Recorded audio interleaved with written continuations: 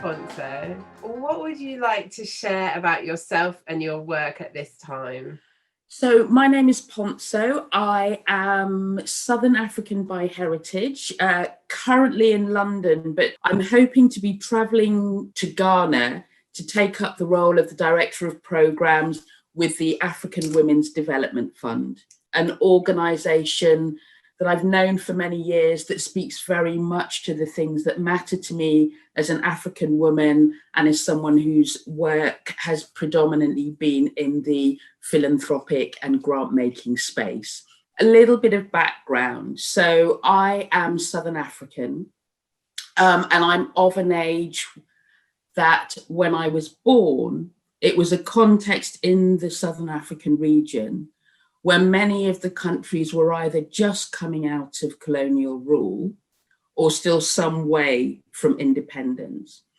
And as a child in those contexts, being Black and being a woman meant that there were a number of either government laws or traditions and cultures that meant that my experiences, my access to opportunities, whether it was education, whether it was where we lived, was determined purely by those two things.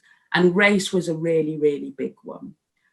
And I think for me, my experiences of colonialism as an African and the way that they've shaped the choices and opportunities that I've been able to access have really informed not only what I decided to do as a profession, but also the way that I do that.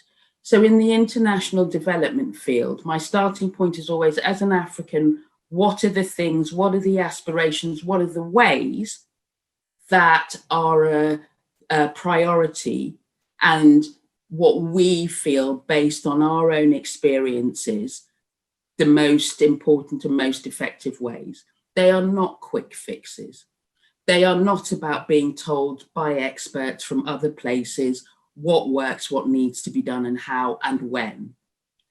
And so for me, it's very much my approach to what I do is about listening to and really understanding the communities that we work with. And in my role, which I've just started as the Director of Programmes for the African Women's Development Fund, just the name of the organisation encapsulates what it is and speaks very much to what I believe, that the development of women in Africa will be done by and led by African women themselves. And as an African woman, for me, this opportunity feels like a natural, logical place for me to be. I'm moving to Ghana.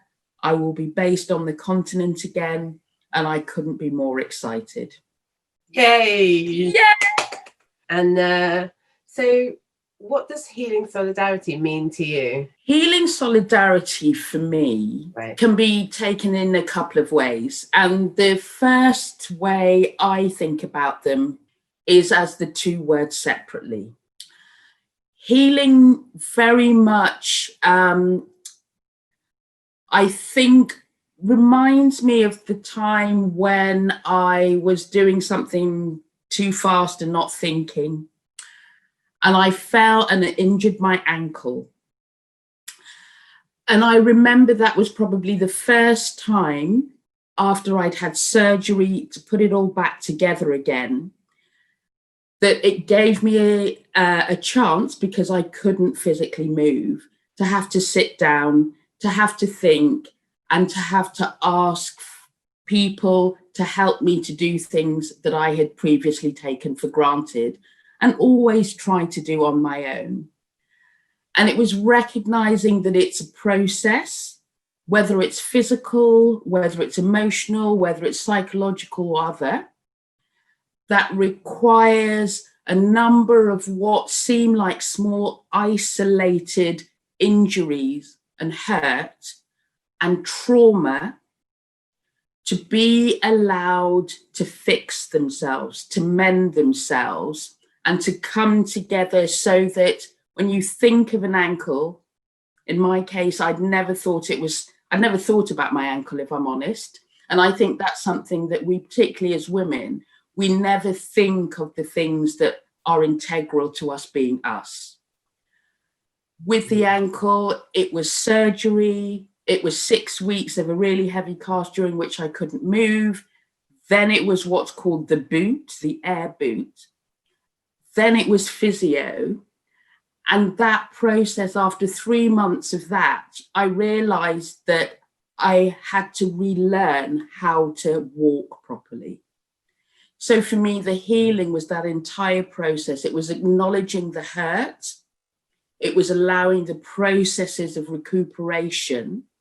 And then it was relearning things that perhaps we had taken for granted so that they worked again. The solidarity for me very much spoke to me recognizing that I couldn't just be me on my own, that it was about getting the support, the cheerleading, allowing myself to be frustrated and angry and saw people out there who wanted me to be better, who wanted to work with me to get better. And then having got better was still there for me, checking in, making sure that not just I, but we could do the things that we wanted to do together, and recognizing the differences in the ways that we wanted to do those things, the way that we needed to do those things, but bringing our collective aspirations, recognizing our respective hurt, and finding ways to make the process work so that we could all get to where we wanted to get.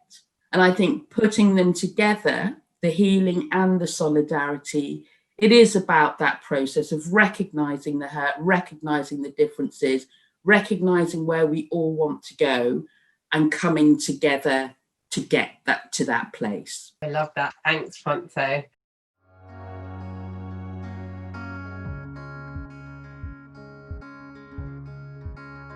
When I started Healing Solidarity, I had no funding for this project, and I didn't know if anyone would listen to the first conversations that I recorded. At the beginning of 2020, I brought together the advisory circle, and they've been helping me to begin to transform this project into something that can be collectively held and run. We want to bring in people who can support the work of our online space and events, both during this annual conference and throughout the year, providing healing and reflective spaces for those who are committed to reimagining international development. And to do that, we need your help.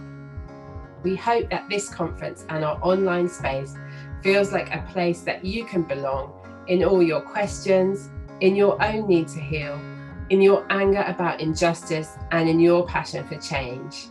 And we want to meet you there more resourcefully, offer you more, create some of the amazing ideas that some of you have shared with us over the past few years. Please consider joining us this year as a sustaining member of Healing Solidarity. We'd love to have you as a part of that in the coming year.